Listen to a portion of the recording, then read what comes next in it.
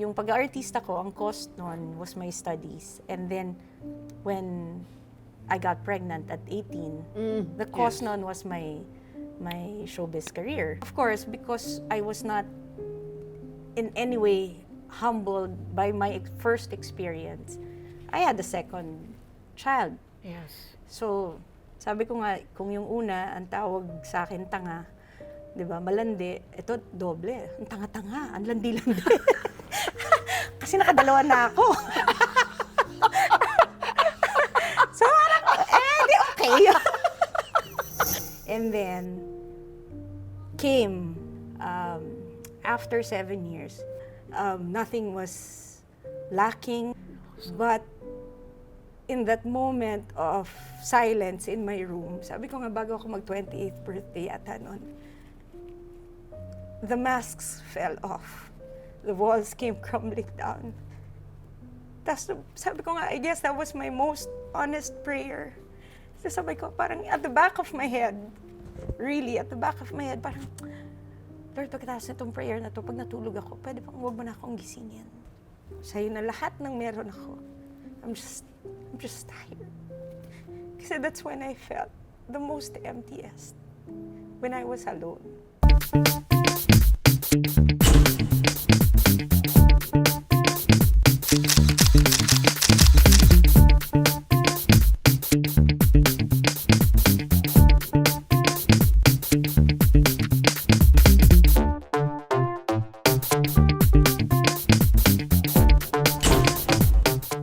Hello everyone and welcome to Usapang Real with Luchi.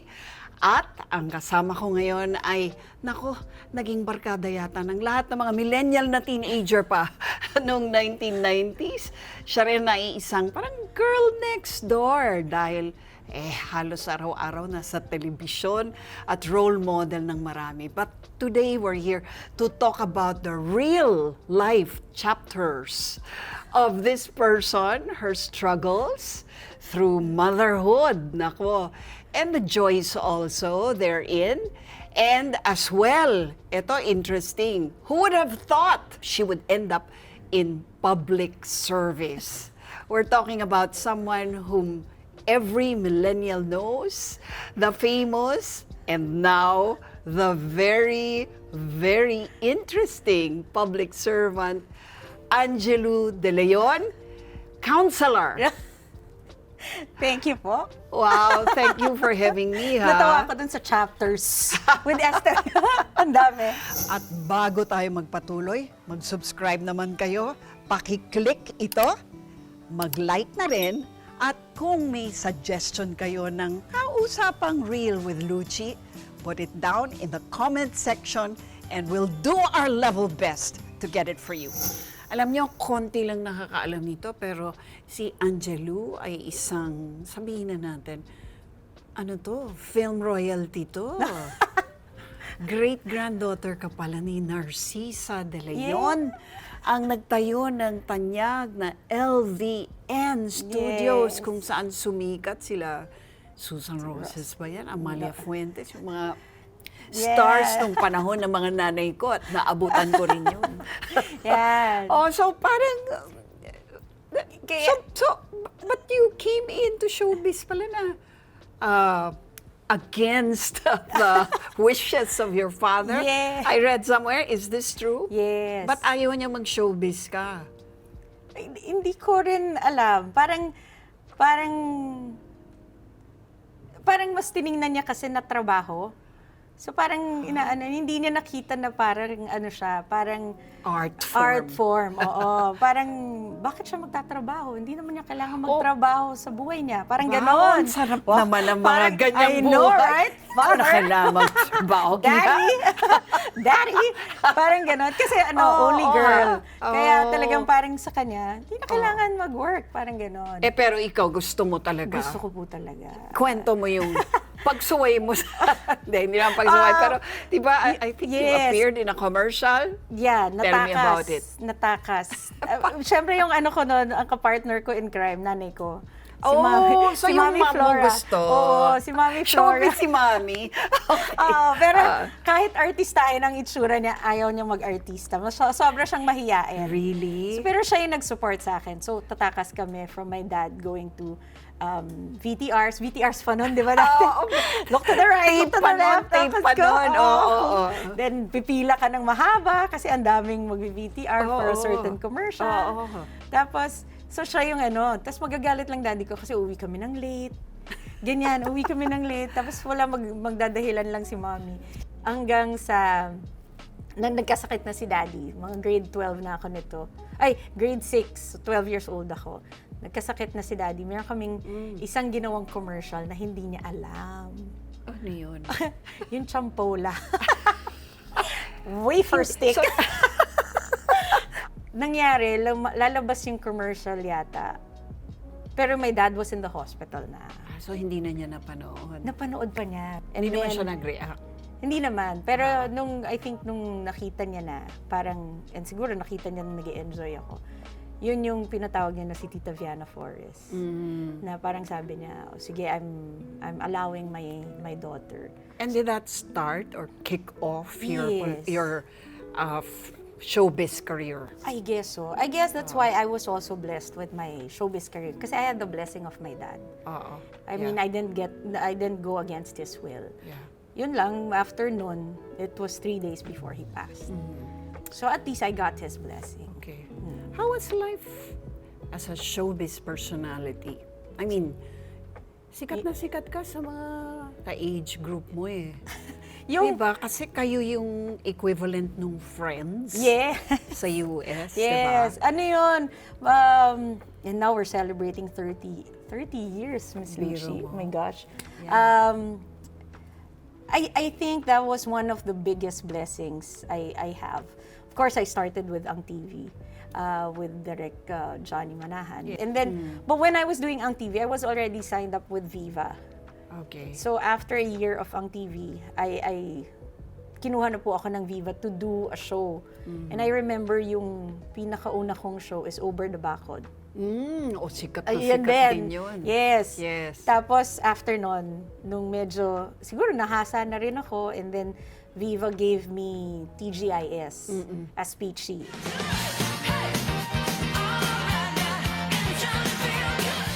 Yun naman, it really skyrocketed. Talagang, Thank God it's yes. Saturday. Yeah, so talagang, it put me on the map. Yes. And yun, and You became a household name. yes. And I guess sabi ko, meron akong mga sinacrifice. One is my studies. Yes. Actually, ang TV pa lang nun, first year high school. So young. Yes. And then, so yung pag-aartista ko, ang cost nun was my studies. And then, when I got pregnant at 18, the cost nun was my showbiz career. Which, and maraming factors yun bakit ko yun nagawa. But I would be very honest in saying na it was because of rebellion. I was rebelling to my mom. Kasi she was so strict. Siyempre ngayon, minsan, medyo naiintindihan ko na Now that you're a mother. where she's coming from. But at the time, parang feeling ko lang, sakal na sakal ako. And siguro, from 13, sabihin mo na 12 to 13, 12 to bago mag-18, I was just working and working and working and working. And during those times, parang wala akong outlet to enjoy, wala akong outlet to be in a barkada. Parang masyadong sheltered, masyadong secured. So, syempre yung excitement ng tumatakas ka, may nagkakagusto sa'yo. You know, lahat yun parang okay at that time.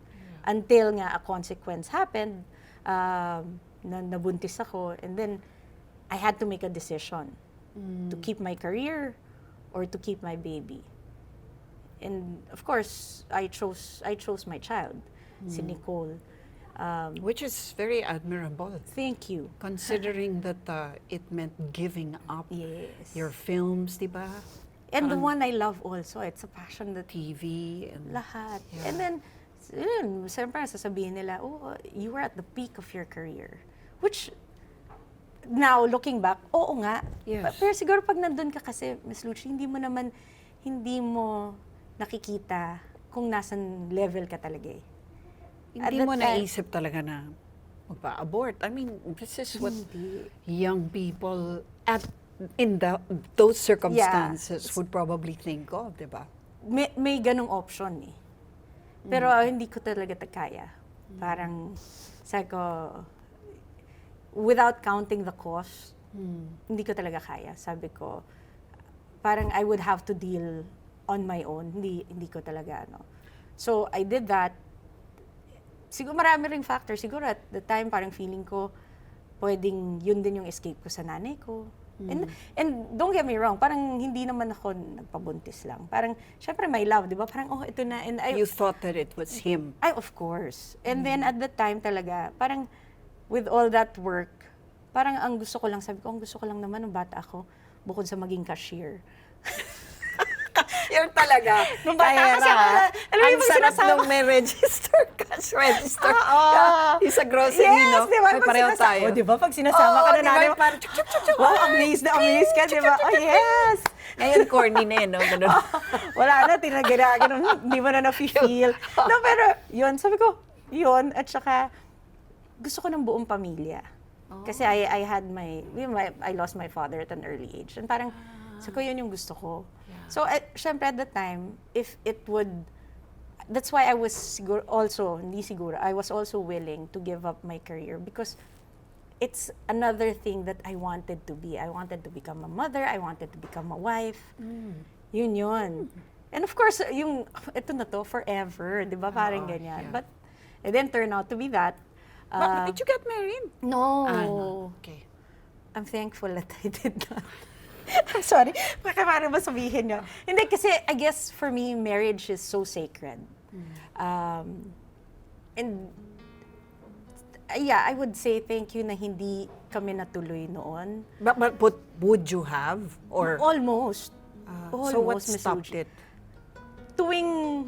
Tuwing magkakaroon kami kasi ano na lang po yun, di ba? Yung pupunta ka sa munisipyo, kakasal ka ni mayor, Yes, ganyan. right. Civil wedding. Parang tuwing magde-decide kami on a date, before that, magkakagulo kami ng major away, ng ganyan. So, mawawala yung date na yun. Tapos parang kahit magkabalikan kami ulit, hindi na siya ulit mabubuksan.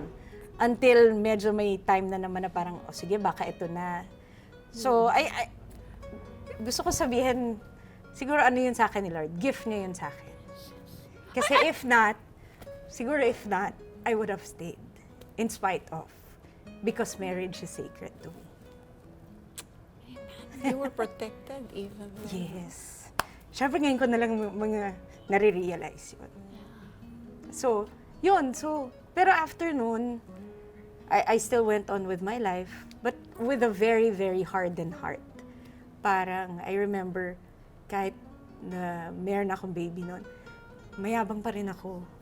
Mayabang in a sense na parang, okay lang, huwag niyo akong pagsabihan ng gagawin ko or ganyan. Kasi hindi naman kayo nagpapakain sa anak ko. Ako yung nagtatrabaho. Mga ganyan, mga ganong thinking. Kasi parang, at that time, my heart wasn't humble. Siguro parang, I think, hindi man hardened heart, kundi it was your defense, maybe, no? Yes. Parang you Both. felt defensive. It's both. Kasi hindi nga natuloy yung kasal. Yes. Failed, Yeah. it's a hardened heart with pride. Pride, that's the term. It was pride. It was a defense mechanism na kahit nagkamali ako. Parang ganun, kahit nagkamali ako. Kasi dati, Miss Lucy, ang motto ko talaga in life, my life, my choice. Ano ako doon? Parang yun yung, wala kayong kinalaman. So kahit na anong sabihin nyo, and I remember, sabi ko nga, madalas yun sasabihin, nung nalaman nila that I got pregnant at an early age with not my ka-love team, which was mind-blowing talagang si Bobby Bobby. Andrews nun, Yes. diba? So, talagang malaki siyang fiasco, parang gano'n. And then, I remember, ang nagiging ano ko is parang, buhay ko to. Hanggat hindi ako humihingi ng tulong sa inyo, parang, huwag kayong mga alam sa buhay ko. And then, And I really portrayed to be that strong woman, strong, independent, single mother, aura. Yun talaga yung defense mechanism ko. And that was pride. Now I realize that it was pride. I didn't ask forgiveness from my mother. Parang hindi yun yung una kong line nung nalaman kong buntis ako. Parang, Ano? wala, parang, hindi, paninindigan ko to. Ganyan, parang, maraming ganon. And then, naalala ko, para kasabi, ang loko ko dati noon, pag mag-aaway kami, mag-empake ako. Pake ko lahat. Tapos punta ako sa bahay ng nanay ko. Tapos, after 3 days, babalik na naman ako. Talaga? Sabi ko, ay, Jesus Christ. On the third day, ganyan. Lagi na lang on the third day. So, mga ilang beses yun. I remember pa, pag sakay ko, kasama ko yung anak ko, di ba? 3 months old siya, 5 months, ganyan. Kasama ko siya. Tapos bago ako umuwi ng bahay, mag-chapel muna ako sa Christ the King. Really? Yeah! Thinking what? Wala, parang pouring out my heart.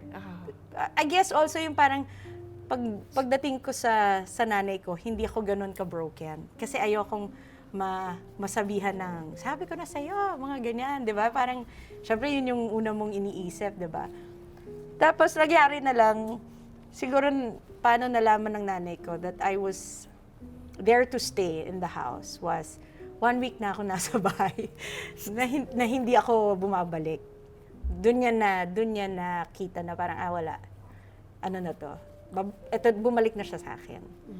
But at that time, wala pa ring remorse. May pride pa rin talaga ako na, but my mom was enjoying taking care of my daughter and then my sister also, kasi siya yung panganay sa family namin. And then my mom allowed me to be young in a sense. So I was going out, I was having different outlets just for me not to face my situation. Yung responsibilities na parang, talaga, gimmick, lahat. Parang, So parang nabubuhay ka na parang walang anak. parang ganon. Single talaga. Yes, pero provider And young. lang ako. Is that what made you feel invincible in a way? In a The sense. fact that you were financially independent. Yes. Kahit po nung medyo bata ako, yun yung naging parang goal na parang hindi ko maintindihan ba why can't I go out with friends? Why can't I have friends? Why can't I have a boyfriend? Ako yung breadwinner, ako yung nagpapasok ng pera sa pamilya. Bakit hindi ko magawa yung gusto ko? So, yun yung talaga. So, my mom allowed me to, hindi na to rebellion, pero na to, parang bahala ka na. Gawin mo na yung gusto mo. Siguro, in a way, reverse psychology na lang na, sige, kailangan niya na mag-enjoy sa buhay niya. And of course, because I was not in any way humbled by my first experience, I had a second child. Yes. So, sabi ko nga, kung yung una, ang tawag sa akin tanga, di ba, malandi, ito doble. Ang tanga-tanga, ang landi-landi. Kasi nakadalawa na ako. So, parang, di okay. Ganun talaga. Tapos lang yan. Okay, so tell me about the second time. I mean, totoo naman na malamang ganun talaga maiisip, no? Yes, Na parang, yes. wow.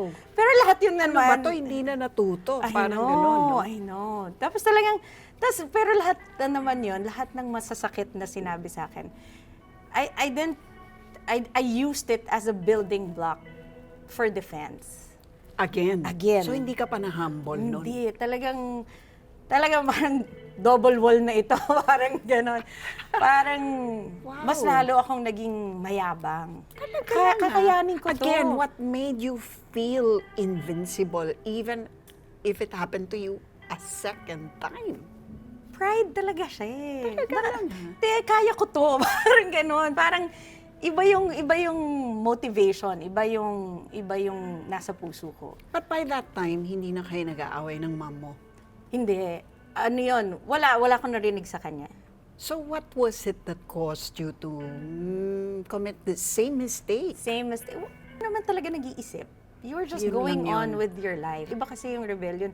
Kasi dati may against eh. But this time, wala na siya, hindi against yung nanay ko. But siguro ano na lang yung freedom, parang ganun. Parang yung liberty na I can do what I want because I was able to stand on my own. I'm able to provide for... Pride din talaga, Miss Lucy. And how old were you then? I was 20, 21. 2 years. 2 years Oo. apart. Oo. 98, hindi. 98 and 90, hindi. Mga 2.5 years. Grabe rin, ha? Oo. And then, and that's another whole story na talagang I had to take it all in. And what about the guy? Did he want to get married? Was No, there... no, this one hindi. Talagang Wala wala talaga talaga. But there was another, again, the option of, ito na, nakabalik ka na naman. I did Bulaklak ng Maynila. Yung, Oo. I mean, ito, Binigyan ka ng second binigyan na chance, naman ako ano? ng second chance. Then yet, ito na naman. But I guess it was just really different if your heart is not in the proper position. Hindi mo makikita lahat ng blessings mo or hindi yun klaro sa'yo eh. So, nung time na yun, nangyari, gano'n na naman, hindi kaya ko to. Okay lang ako, ganyan. Ngayon, medyo mayabang ka kasi, okay lang, I have my mom. Kasi hindi ganun naman kami, na. oo. Oo. I have my mom, I have my family to back So, me ngayon, up. alay mo na siya. Oo, medyo gano'n na. So, And your mom never said a word? my mom never said a word. Mm-mm. And then, came, after 7 years, the wall came crumbling down. In an instant na nothing was wrong with my life. Nothing was missing. Nothing was lacking. I had my mom, I had my children, I had my siblings, I had my job, I had my cars, I had my house. Walang kulang. But in that moment of silence in my room, sabi ko nga bago ako mag-28th birthday ata noon, the masks fell off. The walls came crumbling down. Tapos sabi ko nga, I guess that was my most honest prayer. So sabi ko, parang at the back of my head, really, at the back of my head, parang, Lord, pagkatapos na itong prayer na to, pag natulog ako, pwede pang huwag mo na akong gisingin. Yun na yung subconscious thinking ko. Hindi ko man siya sinasabi. Pero parang, if you could hear me, siguro lahat din to, Miss Lucy, kaya nangyari. It started with my tampo with God when my father died. If I prayed for my father, kasi dati ang prayer ko lang nung 12 years old ako. Maka-first dance ko lang siya nung 18 ako. And it didn't happen. So parang yung tampo ko kay God na, bakit pa ako magpe-prayer? Kung gagawin mo lang din pala yung gusto mo. Bakit ko pa gagawin? Diba? Bakit pa ako lalapit sa'yo? Why would I have a relationship with you? But I do pray, but it's just like, yung traditions na lang siya. And then, yung 28th birthday ko, I was alone in my room. And then, I just said, Lord, pagod na ako. Pagod na ako magpanggap na matapang ako, na malakas ako. Just, nakaya ko itong lahat ng to. So, after noon, biglang, yun nga, at the end, parang sana mo din akong gisingin. Kasi okay na naman yung mga anak ko, nasa mami ko na siya eh. Di ba, parang gano'n. And then parang I remember pa, sabi ko pa kay Lord, sabi ko, Lord, sa'yo na yung nanay ko. Sa nanay ko talaga una kong binigay. Pero sabi ko talaga, sa'yo na mami ko, sa'yo na yung mga anak ko, sa'yo na lahat ng meron ako. I'm just tired. Kasi that's when I felt the most emptiest. When I was alone. Maybe kaya rin I was going out every night, partying. It's because you don't want to face the truth. Na pag mag-isa ka lang sa bahay, and you have to face your own demons, and kung sino ka talaga, kung ano talaga yung nangyayari sa buhay mo, yun yung ayokong gawin. But that moment, siguro, it just really hit me. And sabi ko nga, it was my most honest prayer. Siyempre, hindi naman magic. Hindi naman ako sinagot ni Lord. Thank you, Lord. Hindi mo ako sinagot. Nabuhay ka pa rin, Nabuhay nagising ka. At gumising ako the next day. But it wasn't magic. But I guess the Lord orchestrated it in a sense na I had to be at my lowest or rock bottom. Sabi ko nga, dito ko naintindihan where I end, God begins. So, yun na yun.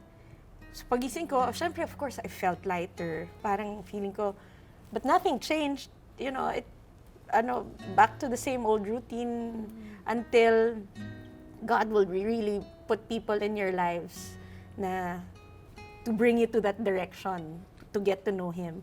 So, I had a friend na sabi sa akin, punta ka naman ng church. Sabi ko, sige. Syempre, pag rock bottom ka na, parang ganun, technically, parang kapit ka na lang kahit saan, di ba? That's true. So, sige, saan tayo? Sabi niya, dito, punta tayo sa church. Okay. So, sabi niya, huwag ka na magdala ng kotse. Okay, ganyan. Okay lang ako. Tapos, nung susunduin niya na ako, na-realize ko, sana pala nagdala na lang ako ng kotse para makaalis ako kagad. Yeah. And then, on the way to church, kami, syempre, nagtatanong ako. Sabi ko, gaano ba kahaba yung service niyo? 2 hours. Haba naman. Parang mahaba. Di ba parang, sa Catholic nga, 1 hour lang. Hello. Di ba parang gano'n. And then, sabi kailangan ba magtaas ng kamay? Kailangan ba mag-hallelujah? Mag-amen? Parang, meron bang script? Meron bang cue when you...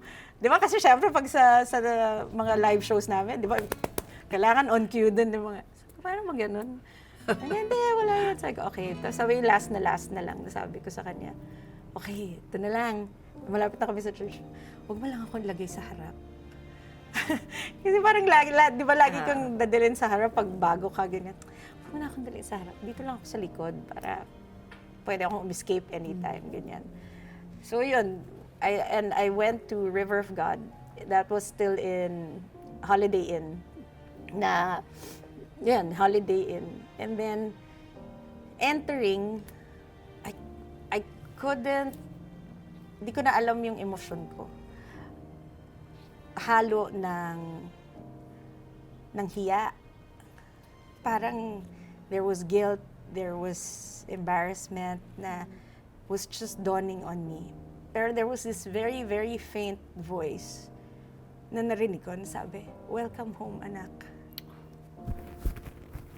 So, yun. Parang, tapos, pasok ako, wala pa yung church. Naka-group pa lang sila na hindi ko maintindihan ba't sila naka-group. Pero cell group pala yung tawag doon. Eventually. And then, wala. Nasa harap ako. The service started, ended. I don't know where I was in a sense, but I was just on the floor crying. Crying lang. Parang, nahihiya ako kasi parang sabi ko, there's this big God who loves me in spite of who I was. Sa lahat ng reklamo ko, parang, and yet, you called me. So yun yung feeling. Hindi ko na alam kung gaano ka haba yung natapos na yung service, pero nasa floor pa rin ako. But I was just really undone. And then, it didn't stop from there. Siyempre, natapos yung service, okay na, ganyan. Of course, merong change, but you don't really feel it. You don't make the conscious decision of your life to change. Hindi yung parang, sige, hindi na ako mag-yosi or hindi na ako gigimik or hindi din siya ganon eh.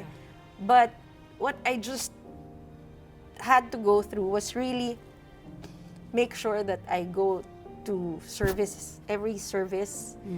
Kahit na minsan gumigimik ako ng Saturday. And then I would dread waking up ng Sunday and then going to church. Parang, malalaman ng mga pastor ko na uminom ako, na ganito, makikita nila, na ganyan. Parang, but I would just really drag myself to church. And then eventually, I had to equip myself, meaning to say I made sure I went to Bible studies, I went to conferences. That's amazing. Really, really kind of changed the way I was thinking. And parang may iba yung atmosphere. You'll push through. You'll push through to become Christ-like and just attend. Sige. And parang, it's not even your effort, actually, diba? Yeah. And then, syempre, yung number one na tinuro sa amin talaga is your intimacy with God. Quiet time mo. Yun yung that's where God will meet you. Pero hindi ko naman syempre naiisip pa yon, di ba? So, sabi ko, sige, umpisa na natin magbasa ng Bible. Tapos, pagbukas ko, in the beginning, ang tagal pa nito. Genesis pa lang to. Tagal pa nito, in the beginning, oh my gosh, sabi ko, ganyan. But wala, again, there's effort. You really just push yourself to do it because without any expectation. Pero kasi, ito na yung bago mong natututunan eh. And then, siguro, I don't know how long, but I ended up in Deuteronomy. Wow, kala mo layo eh. Mga 4 books down yata yan, ha? pag Deuteronomy. So I was just reading and I was having my quiet time. And then that's where God spoke to me. How so? Sabi, syempre nagbabasa ka, di ba? And then you hear this faint voice again, na parang sabi niya, anak, alam mo ba lahat ng trabaho sa mundo, ginawa ko na. So parang ikaw, may nagsasalita. Parang, So then I conversed. Sabi ko, ano pong ibig niyo sabihin? Sabi niya, architect ako, ginawa ko yung lupa dito, yung puno dito, yung mga bundok, ganyan. Cut the long story short, tinanong ko, sabi ko, Lord, artista ka rin ba? Kasi hindi naman ako makarelate dun sa mga ibang professions na sinabi niya. So sabi niya, anak, I took the role of a man. That's amazing. That changed me. That's when I knew he knew me. That he knows me. Doon kami pinaka nag-connect. And yun yung pinaka-start talaga ng 180 ko na following him. And that encounter. That's a wonderful moment.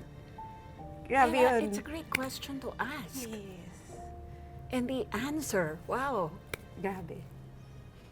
Yun yung life-changing sa akin. Except that he wasn't just acting it out. Yes. He lived it. He lived it. But he took the role of a man. Parang, nga naman. So doon ko naiintindihan niya ako. That he knew my struggles. That he can relate to every pain, joy that I am going through. And doon nag-start. Na-enjoy mo na siya. I guess, mas lumalim na yung want mo to know the Holy Spirit and not just Him anymore.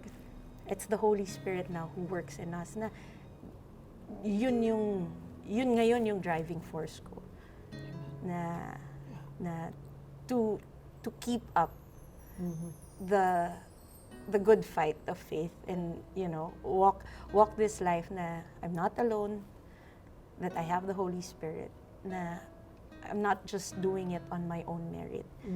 Kaya yung natutunan ko after that was just really to give God the glory for everything that is happening in my life. Ganda ng story, tapos na. Pwede na isulat. Yan. Ang galing. Yeah, well, it's God's work. It is God's work. Grabe. And, as you narrated it, sabi ko nga, si Lord talaga, if you're His, kahit ano pang pasikot-sikot mo dyan, Yes. patago-tago mo dyan, Yes, padinay-dinay mo, Yes. Hawa ka. And then you got married. And then I got married. Oh my gosh. Yeah. Maganda rin yung kwento namin. Oo, kwento mo na. Buuin mo na to. So yun na nga, nag-180 na, di ba? Then, getting to know Him, getting to know Christ, getting to know the Holy Spirit, nag-level up ang tingin ko sa sarili ko. Teka, saka hindi mo pride yan ulit, ha? Hindi na, pero tumaas ang standards ko. Ano na? So may boyfriend ako noon. Sabi ko, hindi ka na just, di ba? Parang, you're a child of God. Parang So, maraming nagbago. Biglang, all of a sudden, sabi ko, I cannot do what I have been doing in a relationship. So nakipag-break ako. Sabi niya, bakit? Sabi ko, kasi born again ako. Sabi niya, ha? Ano naman yun? Pero kasi kasama ko siya sa mga gimmick. Kasama niya, parang, ano naman to? Ano yung networking? parang open-minded ba tayo dito? Ganyan. So sabi ko, hindi, I don't know how to explain it to you. But, syempre, back and forth. Again, hindi to instant, Miss Lucy. I mean, Yeah. hanggang nung talagang I really decided, because sabi ko talaga sa kanya, you know what, umabot ako sa point talaga na sabi ko, I'd rather lose you than lose my God. Wow. Sabi ko talaga, yun talaga yung ano ko, yung burning desire ko na parang sabi ko, He wasn't Christian. no, he wasn't. Kaya hindi nga niya maintindihan, Oo. kasi hindi naman din siya nag-church kasama ko, ganyan. And then, Why didn't you just invite him? I don't know. Parang siguro, parang gusto kong on your own. Parang kasi ako, parang gano'n eh. Ah. Parang siguro, pag tinawag ka, tawagin ka, ganyan. And I didn't want then for me to be the reason why he goes to church. Evangeliga. Yes! Yun yun. Evangelica. So, nung time na yun, parang gano'n. So, parang, sabi ko, pero at the end, di nakapag-break ka, di ba? Pero syempre, pag kayo na lang ni Lord, sana siya na. Sana naman, i-touch mo na siya. Sana naman, di ba? Ganyan yung ano. Hanggang sa, wala, he had a relationship, and then ako rin, parang, sabi ko, okay na kung yun talaga. I mean, again, that's another sacrifice. Parang, okay na yun. Until one day, parang, he reached out again. Sabi niya, sige, ano bang, sabi ko, ano ba yan? Sabi ko, wait lang. Sabi ko, hindi ko kayang dalin ka on my own merit. So, meron akong condition sa kanya. Sabi ko, for you to understand where I'm coming from, I think you need to hear it from another male perspective. So sabi ko, gusto mo kausapin mo si Bishop Chito Sanchez, kayo mag-usap, and then para mas maintindihan niya. Kasi kung syempre kami, bias na kami sa isa't isa eh. Meron kami mga syempre unguarded conditions na. And syempre takot ka na rin. Syempre, marupok tayo, Miss Lucy. I know what you mean. Pero gano'n, so sabi ko, I guess better to reach out to Bishop. Please ma-explain din niya sa'yo. Hindi prerogative ng magjowa, hindi para lang makuha kita to get what I want for you to go to church, and that's it. Right. Yeah. So yun, so he went to church, and then on his own, he wanted to be baptized. Really? Yes. And siguro ilang months na nun, nag-propose na siya sa akin. Oh, wow. So, he came around. Yes. So, it's your husband now? It's my husband. Si Mr. Si Wawi Yes. Rivera. Yes. Talaga? Sa ilang So, kumbaga, you came to God together clean.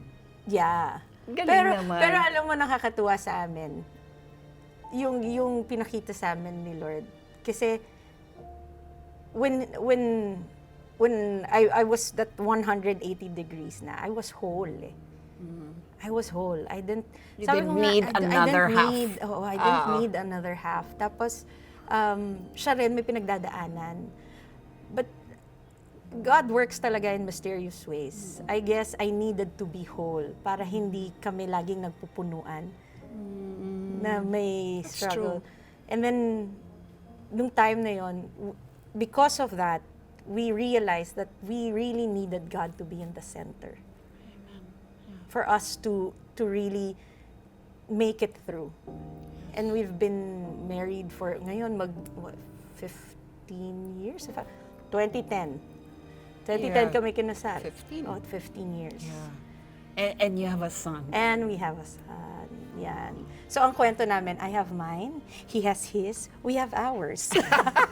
So he has his? He has his. Oh, He has, I see. one. No, 21 na ngayon. Galing ni Lord, no? Ang galing ni Lord. Galing ni Lord. Yun yung talagang sabihin ko, I cannot take the credit for it. Talagang with him, nothing is impossible. Oo. Tsaka pag siya talaga yung nag-write ng story. Oo. Yeah. Oo. Thank you for sharing. It is so inspiring. Thank It you. really is. Yes. And, Thank you to give him glory. No, really. And you could have been whoever you wanted and whatever you wanted because you had what it takes. No? I mean, you do have what it takes, beauty and brains, and now you Thank have a you po. name, diba? And galing. pero talagang inano ka eh. Went through the- Nilabhan ka ni Lord eh. Talaga naman, went through the fire, talaga, Oo, But grabe. kaya yun siguro, I'm really grateful that I never, except yung pregnancies ko before, but I came clean. But I was open enough. I mean, siguro sabi ko nga, thank you for, si Lord din, thank you for giving me the courage not to be embarrassed with what I've been through. Are you kidding me? It's a testimony. It's so good. Yeah, kasi talaga ngayon I can really say na parang, yun, parang ganun. Sa mga bata, pursue your studies. Di ba? If you can be, if hindi sa try your best to be pure. Yes. Kasi, hindi lahat naman fortunate katulad ko eh. I mean, kahit paano well-off kami in a sense. Hindi naman lahat ganun eh. So if you would think, nakita ko rin kasi yun minsan, hindi kasi idol ko to eh. Kung kaya niya, kaya ko rin eh. Pero magkaiba yung kwento natin. Hindi, and I want that to be a testimony na kung pwede lang, and I prayed for that, Miss Lucci. Yun yung ko. Kaya ko rin sinabi dun sa asawa ko na hindi na pwede yung premarital sex. Kasi sabi ko talaga, ang prayer ko nun, kaya ako kasi sabi ko kay Lord, if it would save my daughters not to go through what I've been through, willing ako. Magpaka-celibate. Willing ako. Sabi ko nga kay Lord, Lord, wala akong maibibigay sa'yo na hindi sa'yo. Kasi sa'yo naman lahat. Pero kung meron akong ma-offer, yun yung puri ko. Kung may natitira pa ako. Sabi ko, You're a new creation, dear. but yun yung, yes.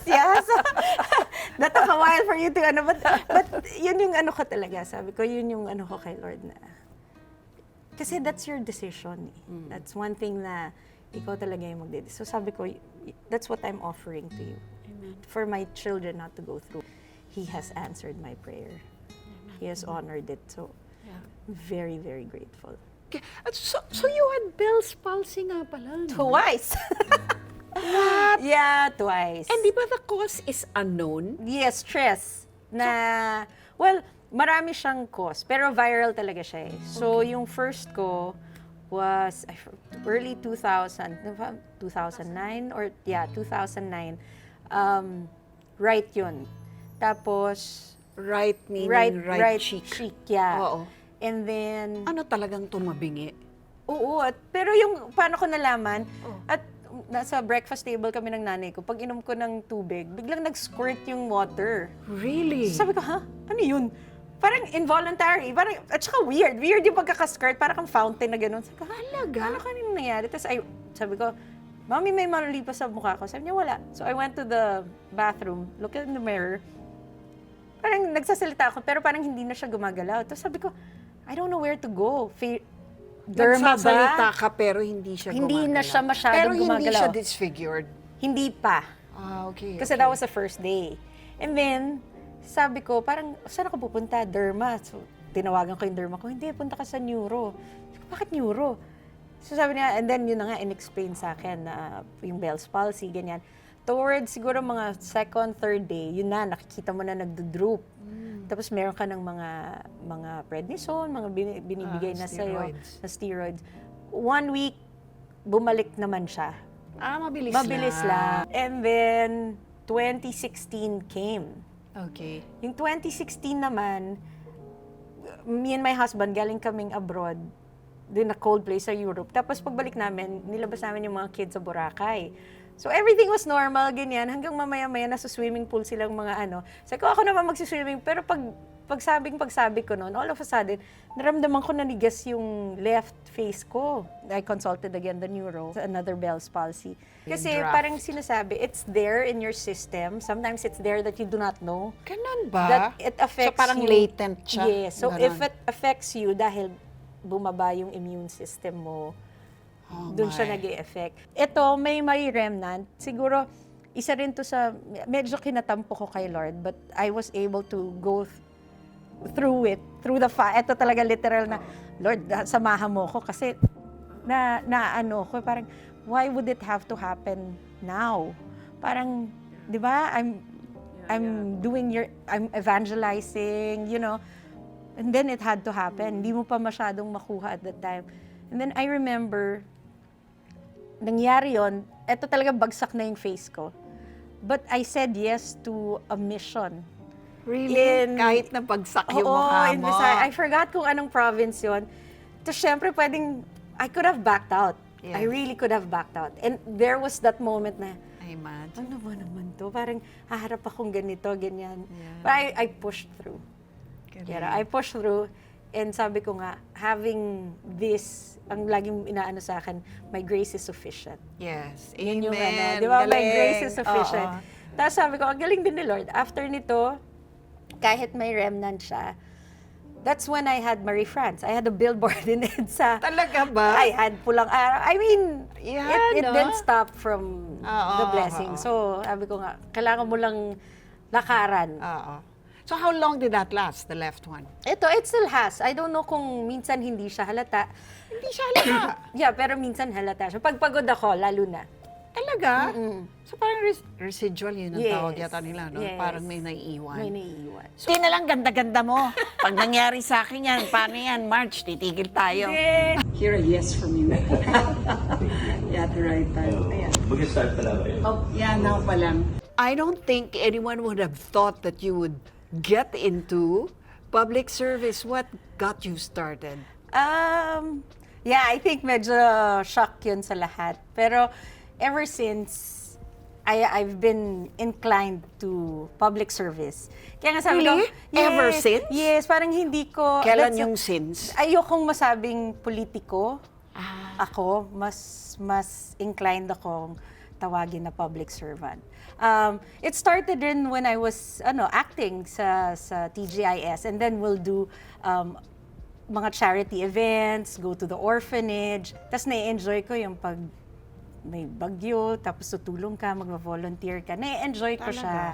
So, and then towards the end, I started joining mga organizations. Junior Chambers International, JCI. Nung na-born again ako, I was able to help sa Jesus Loves the Little Children Foundation. Now, the foundation is still there, but now the place where it is now, it's a non-profit school, Christian school, na River Springs yung name niya. Na-part din po ako ng board. So that's yun na. amazing. Yes, Yeah. and then I got married. Transferred to Pasig.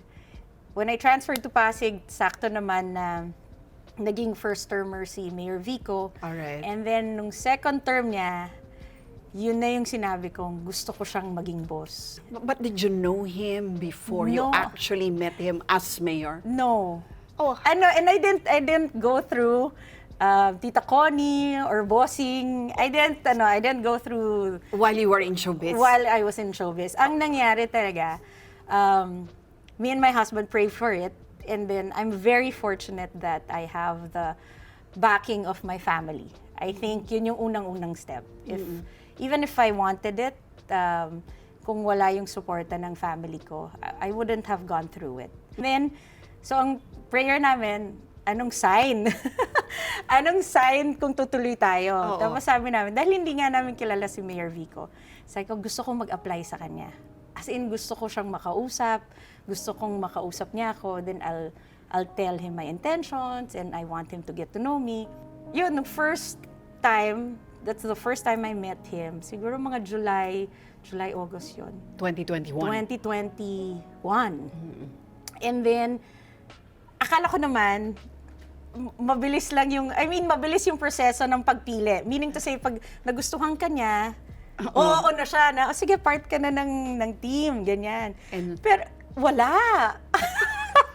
wala yung, As in, wala siya. Wala, ang advice lang niya, parang pagtapos niya akong pakinggan, pagtapos kong introduce yung sarili ko, and then, tell my intentions, ganyan. Sabi niya, sige po,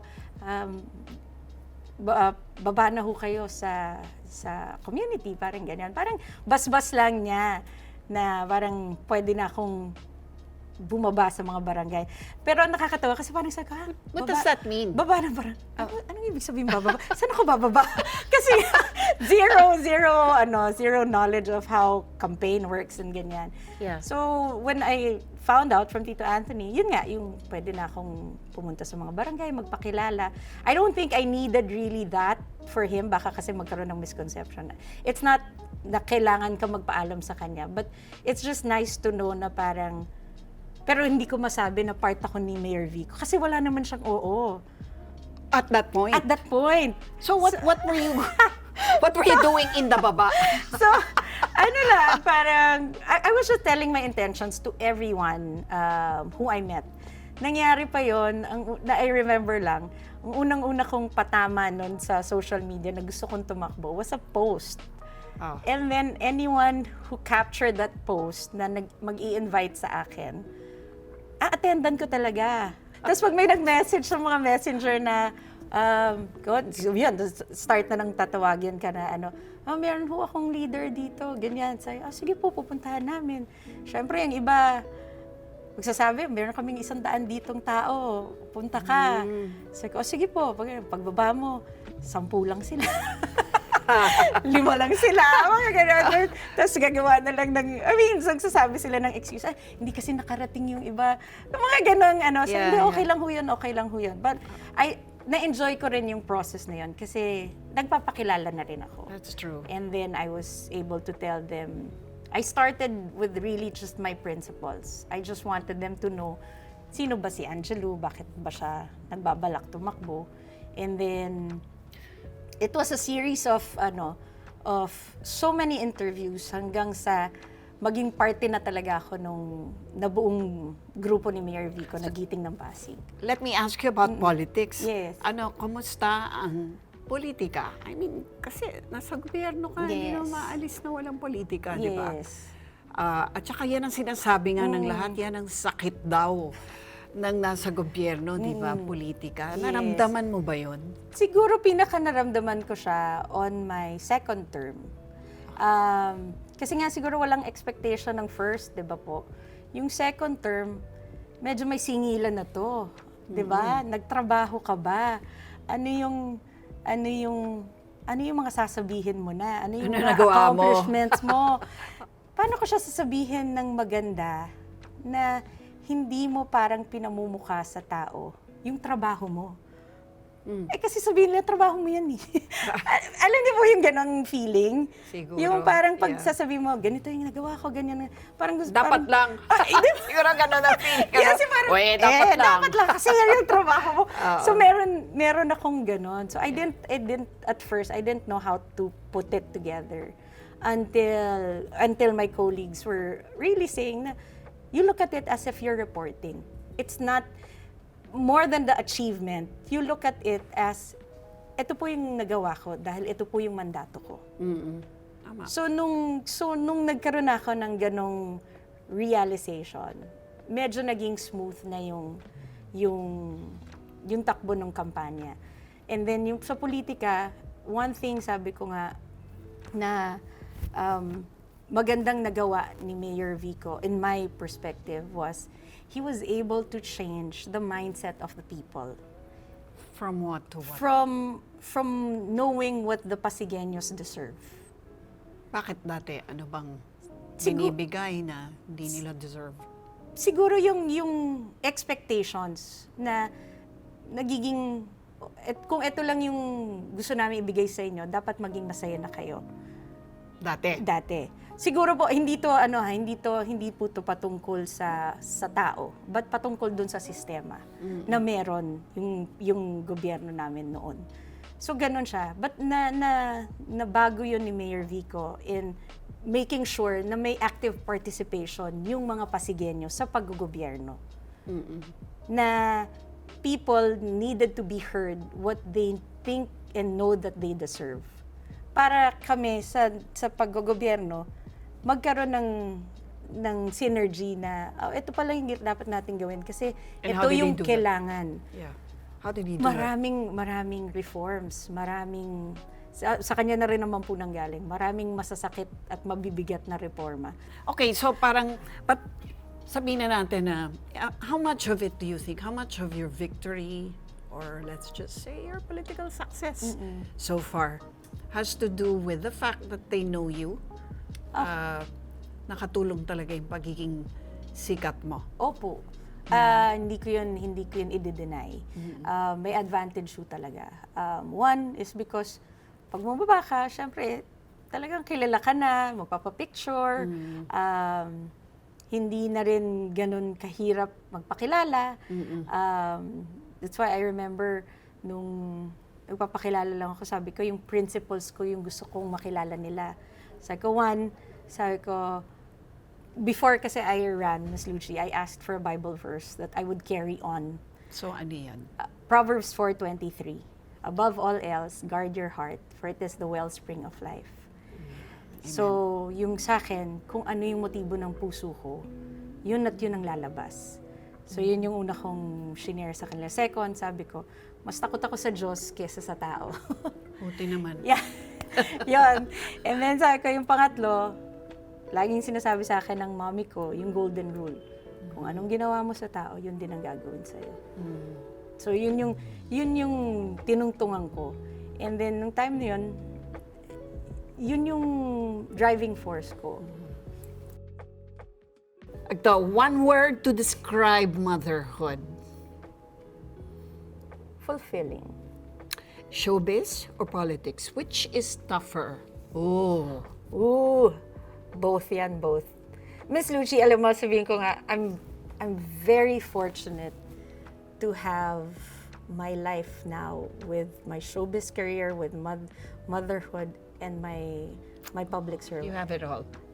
Yes, because sabi ko, I'm really enjoying. I am not working for the sake na meron akong, that I could put Food on the table. on Yeah. the table. Hindi yun, no? Yes, sabi ko, grabe, parang wala akong mapili. Kasi talagang, ano ko sila parang siso. God showed me this parang siyang siso ko. Pag napapagod ako sa showbiz, naaangat yung ano ko, yung pagiging public servant ko. Pag napapagod ako sa pagiging public servant ko, umaangat yung showbiz ko. Talaga? And it's the motherhood that keeps me sane. In the balance. Yes. Galing. Thank you. Uy, thank So you, Miss moved. Lucy. Thank you. Galing. What a God is great testimony. Really, really. Thank you. God is good. Yeah. God is good. Tsaka ano kasi, syempre kasi inabangan ka ng mga tao, so kilala ka nila Yes. And so, by this interview, parang I think that you were able to fill in the gaps. Diba? Kasi parang they just watch somebody Yes. like you from afar. Ba't ganito totoo? Sinabi nga niya yun, ginawa niya yun, Yes, etc. yes. etc. And now it's come together. No? Yes. Ang galing. May buo na yung kwento. So glad that I Yeah. talked to you. Thank you. Galing ng testimony. Thank you. Okay. Let's Yes. pray. Father God, we come before you, Lord, and we acknowledge that you are the creator of the heavens and the earth. Amen. And we thank you, Lord. We thank you for this time to fellowship, Lord Jesus, with all of us here, Lord. Yes, And Lord. to give you glory, Panginoon. Salamat, Lord God, that we and hopefully our viewers will Yes, Lord. enjoy this story. Yes, And Lord, as she begins this other story Yes, in her political career, give her all the success she needs. Vindicate her in everything. Lift her up when she feels God. down. Be the wind at her back Yes, God. whenever she has to push for a good thing that you Yes, want her Lord. to do. Lord, just thank you that you are her most ardent Yes, supporter. God. Yes, Salamat, Lord Lord. God. For all these things, we give you praise and thanks in Jesus' name. Amen. Amen. you. Thank you.